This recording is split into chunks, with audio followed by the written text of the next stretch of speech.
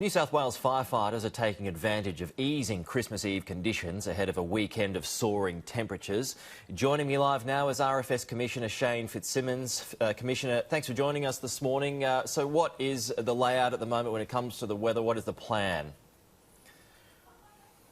Yeah, good morning, Pete. Look, we've had some certainly moderation in conditions, but it's certainly presented some challenges as well. So there's very extensive backburning that's going on across a number of these key fire grounds, and particularly some backburning that's very close to properties and trying to shore up protection for properties such as the Blue Mountains region.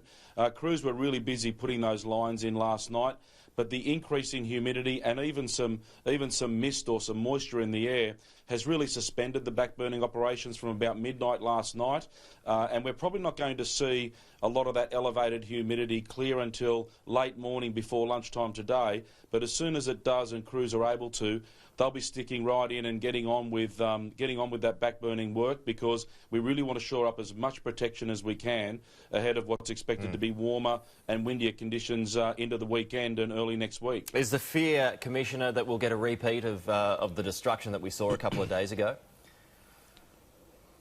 We're not expecting to see the sorts of fire danger levels that we saw a few days ago, and thank goodness for that.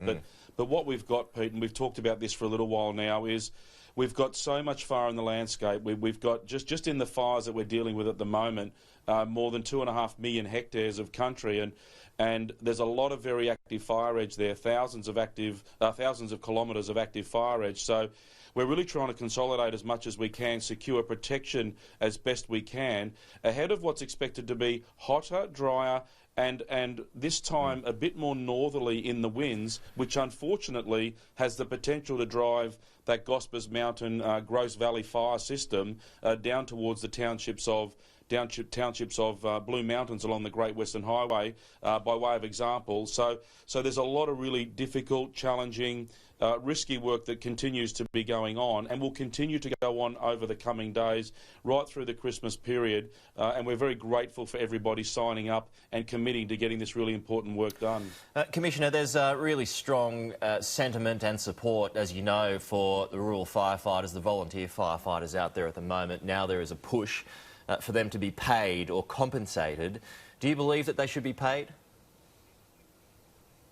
Look, overwhelmingly in my decades of service, and even getting around some of these fire grounds in the last few days, volunteers don't want payment. It doesn't make them volunteers. And they've given me that message loud and clear again and again, and it's what I've grown up with as the sentiment across the organisation.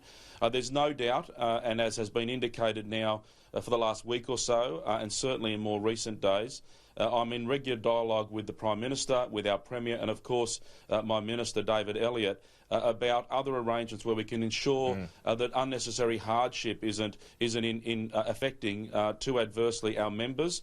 And we're working through those sorts of discussions, and they've asked me to talk about some ideas, and I am talking to them, and we're having meaningful dialogue. But for goodness sake, let's not take away from the extraordinary spirit that is volunteerism, that underpins all that is good in our society.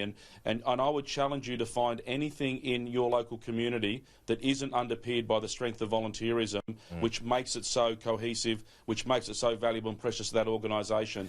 Don't do the volunteers a disservice by suggesting you're going to pay them, because they're no longer volunteers. And that's absolutely the sentiment that I'm getting loud and clear everywhere I go. It's something I've grown up with. It's something that I hear every day. But absolutely, we need to be mindful that this is unprecedented. This is the most protracted, most demanding, uninterrupted pattern of weather that we've experienced here in New South Wales, and the results and the damage and the destruction and the commitment from volunteers is unwavering. But we've got to look at making sure we don't see any disadvantage, unnecessary disadvantage, to those that are just giving their all to make a difference in our local community. The Volunteer Firefighter Association, Commissioner, has warned in the paper this morning that the situation is out of control at the moment. He points to the fact that some volunteers are having to crowdfund to get some equipment in return, such as protective masks. Do you know if that's the case? Look, to be honest, Pete, I would put very little store in anything that organisation has to say. The only time I ever hear anything about it, or my organisation ever hears anything from that mob, is through the media. There's no visibility. There's no access to information about who they claim to represent, how many they represent, how they operate. They're highly politically charged. Their leader's a failed political candidate, and unfortunately, their motivations are really unclear.